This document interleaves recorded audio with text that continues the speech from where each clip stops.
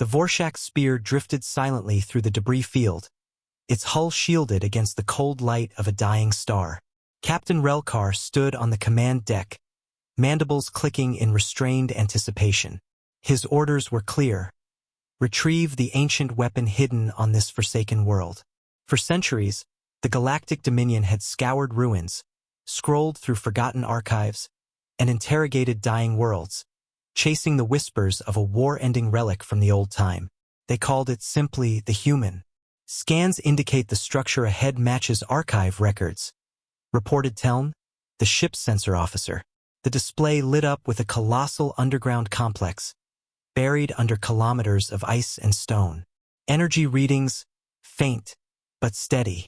Whatever's down there, it's still active. Relkar's eyes gleamed. Prepare the recovery team.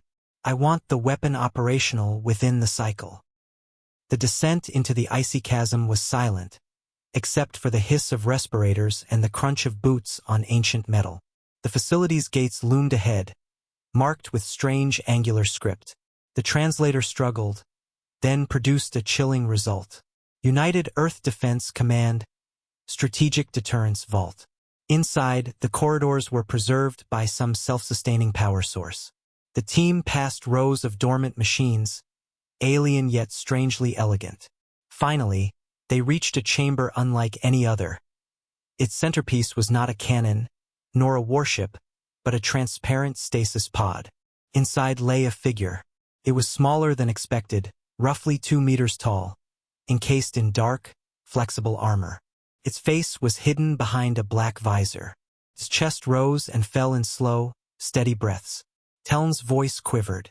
Captain, that's not a machine. It's alive. Relkar's mandibles tightened. Wake it. With a hiss, the pod depressurized, releasing a faint mist. The figure stirred, then slowly sat up. The visor tilted toward them, and a voice, deep and steady, echoed in the chamber. Status report. None of the aliens spoke. The figure turned its head toward the Dominion troops, scanning them. Not UED personnel, it said. Identify yourselves. Relkar stepped forward, trying to mask his unease. I am Captain Relkar of the Galactic Dominion. We have reactivated you to serve as our weapon. You will aid us in ending the war against the Concord. The Human, though none present yet knew the name, stood, stretching with a series of quiet pops. So, it's been a while. It stepped closer, unarmed, but every movement radiated a coiled, dangerous precision. You think I'm a weapon? The Human asked softly. You have no idea what I am. The Dominion soldiers aimed their rifles. Relkar barked an order, but before a finger could tighten on a trigger, the Human was gone from where it stood. In the next instant, 2 soldiers were on the floor, weapons dismantled, and the Human was behind them. I was built for one purpose, the Human said, voice calm. To end wars before they end us. Relkar's frill trembled. If you are truly the weapon of legend, then serve us. The Concord is still alive? The Human interrupted. Good, Relkar hissed. They are our enemy. The visor turned toward him. I don't serve tyrants. I serve peace. And if peace requires removing you from the equation. The temperature in the room suddenly felt much colder. Moments later, the Human strode out of the chamber with Dominion weapons in hand, moving through the corridors like a predator reclaiming its hunting grounds.